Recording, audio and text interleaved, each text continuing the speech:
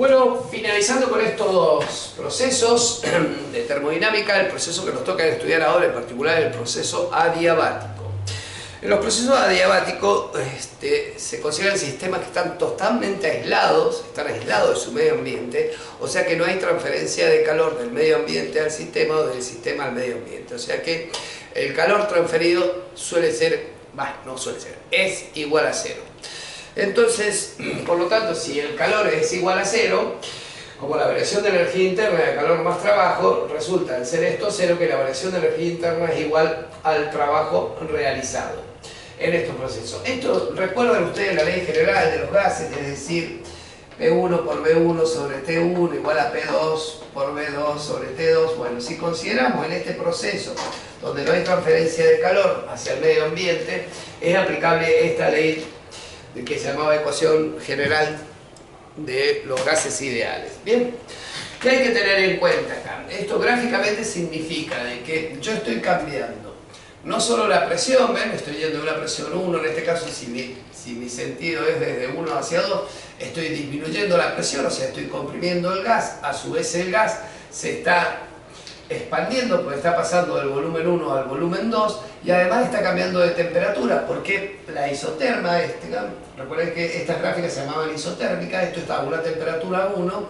y a una temperatura 2, acá me he equivocado, esta tendría que ser la temperatura 1 porque son todo el estado 1 y esta sería la 2 que sería la isotérmica 2, ¿bien?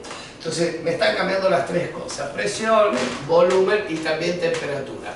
El área bajo la curva, que es eso que yo entre los dos estados, se resuelve obviamente con cálculos integrales, pero para nosotros vamos a hacerlo un poco más sencillo. Lo primero que hay que tener presente es que si aplicamos la ley de Boyle y Mariotte, en este caso, en vez de quedarnos P1 por V1 por P2 igual a V2, acá, al no haber transferencia de calor, pero sí hay un aumento o una disminución de temperatura, el volumen del gas se va a dilatar o se va a contraer. Esto es porque hay un cambio de temperatura dentro del sistema.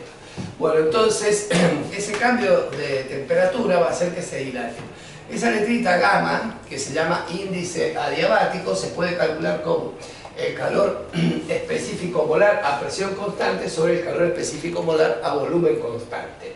Para gases que son monoatómicos, por ejemplo el neón, el argón, el helio, todo eso, ese índice vale 5/3 o aproximadamente 1,66.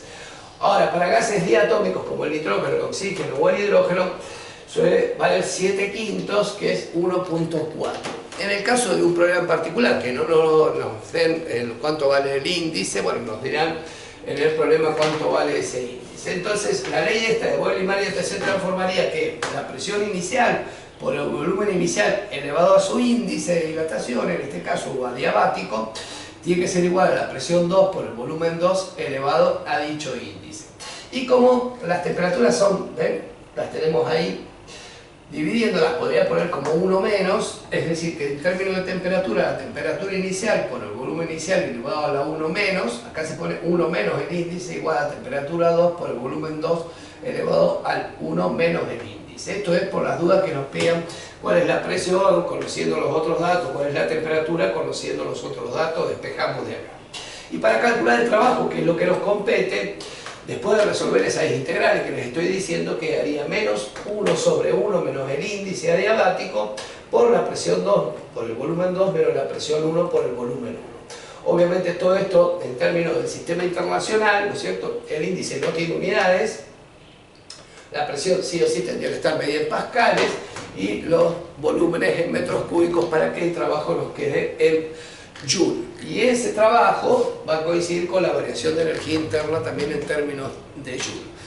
Bueno, palabras más, palabras menos, yo sé que estos procesos involucran algunas formulitas nuevas que se las van a tener que aprender lamentablemente, pero hasta ahora las dificultades, los problemas que suelen tomarnos no son muy complicadas, así que no van a tener ninguna dificultad en resolverlo con la facilidad siempre y cuando sepan en qué tipo de proceso estoy y cuáles son las fórmulas adecuadas para calcular el calor, el trabajo o la variación de energía interna en cada uno de los casos.